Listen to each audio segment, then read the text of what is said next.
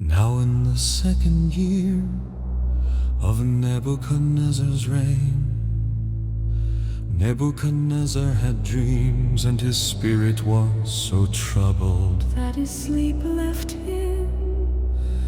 Then the king gave the command to call the magicians, the astrologers, the sorcerers, and the Chaldeans to tell the king his dreams.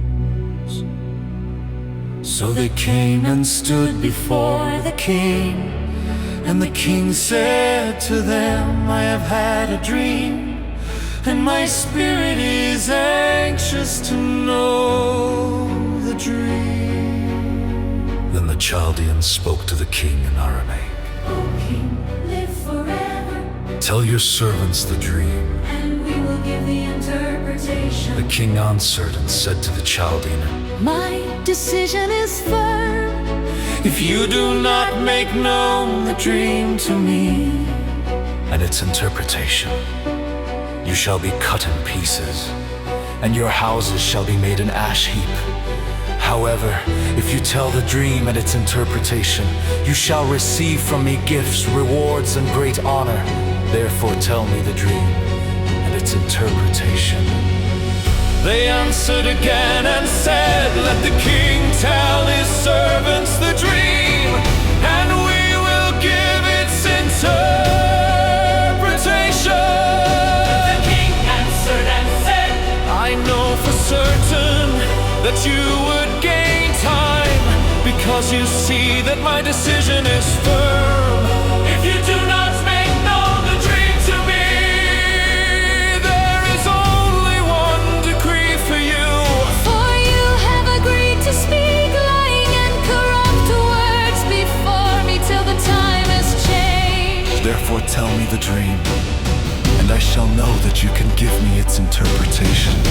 The Chaldeans answered the king and said, There is not a man on earth who can tell the king's matter. Therefore no king, lord, or ruler has ever asked such things of any magician, astrologer, or Chaldean. It is a difficult thing that the king requests, and there is no other who can tell it to the king except the gods, whose dwelling is not with flesh.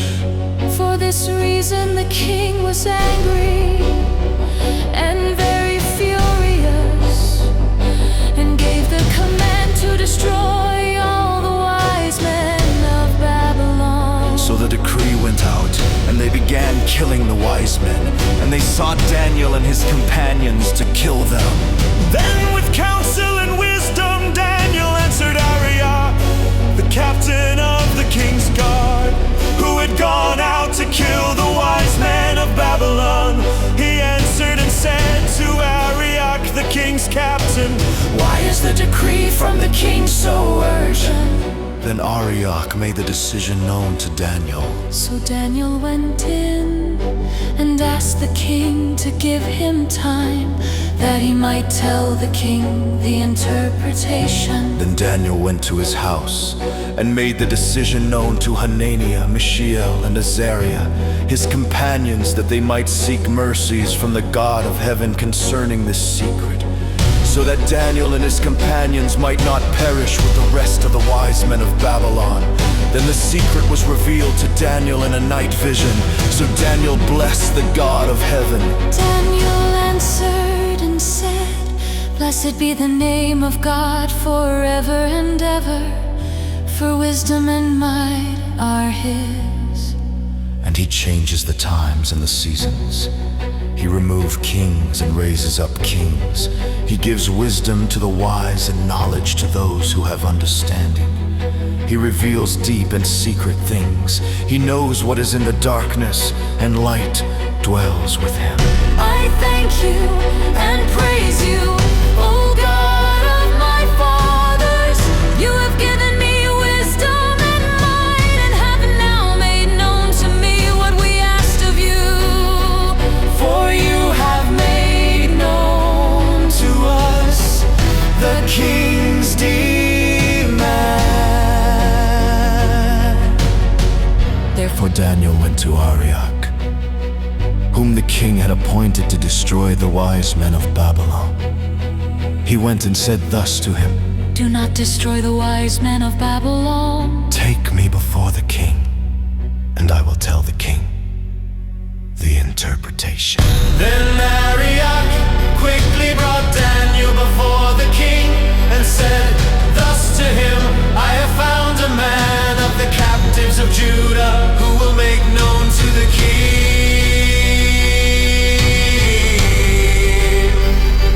the interpretation.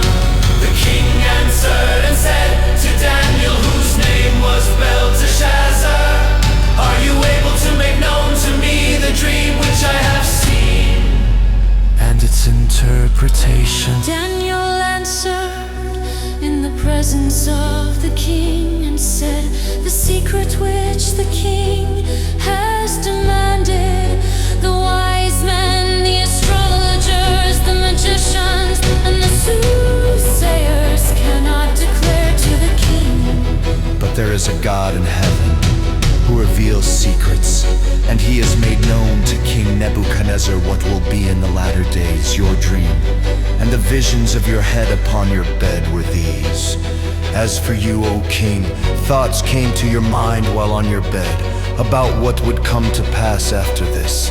And he who reveals secrets has made known to you what will be. But as for me, this secret has not been revealed to me, because I have more wisdom than anyone living, but for our sakes who make known the interpretation to the king, and that you may know the thoughts of your heart.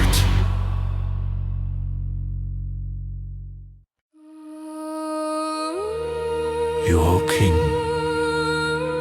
were watching, and behold, a great image.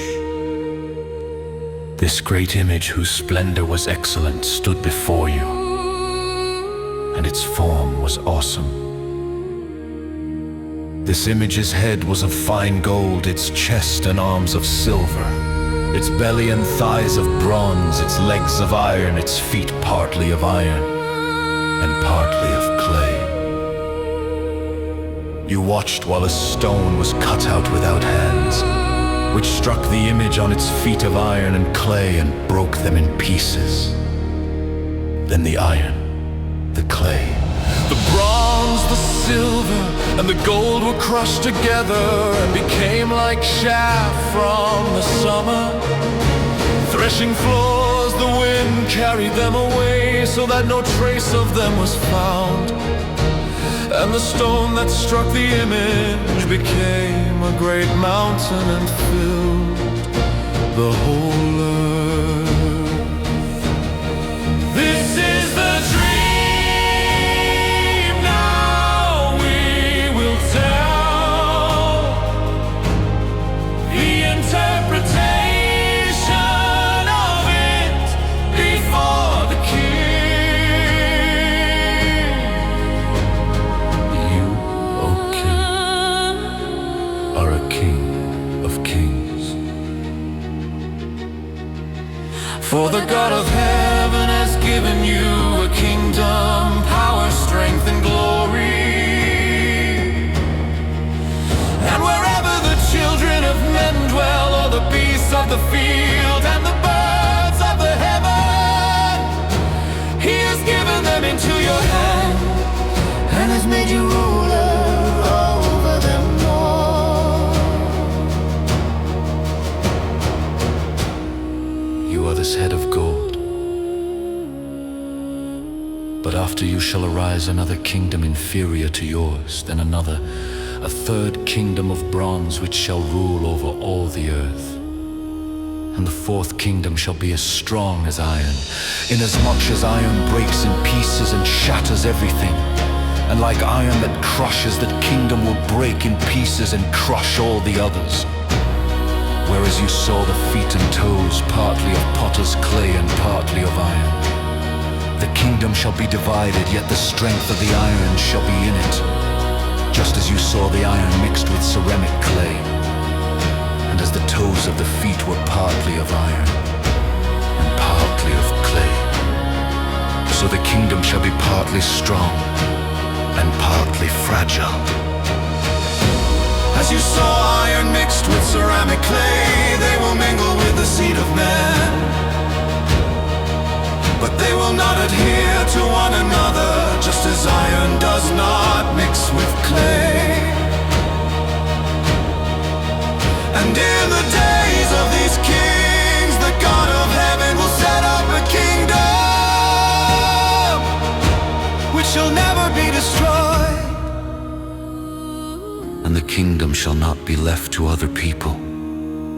It shall break in pieces and consume all these kingdoms, and it shall stand forever.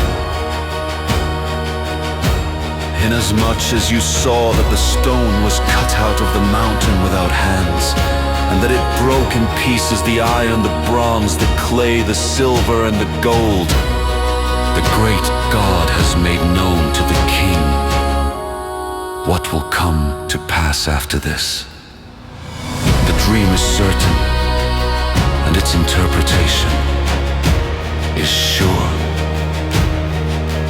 Then King Nebuchadnezzar fell on his face, prostrate before Daniel, and commanded that they should present an offering and incense to him. The king answered Daniel and said, "Truly your God is the God of gods, the Lord of kings, and a revealer of secrets, since you could reveal this secret."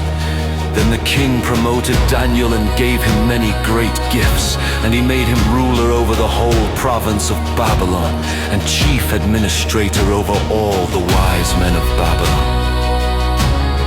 Also Daniel petitioned the king, and he set Shadrach, Meshach, and Abednego over the affairs of the province of Babylon.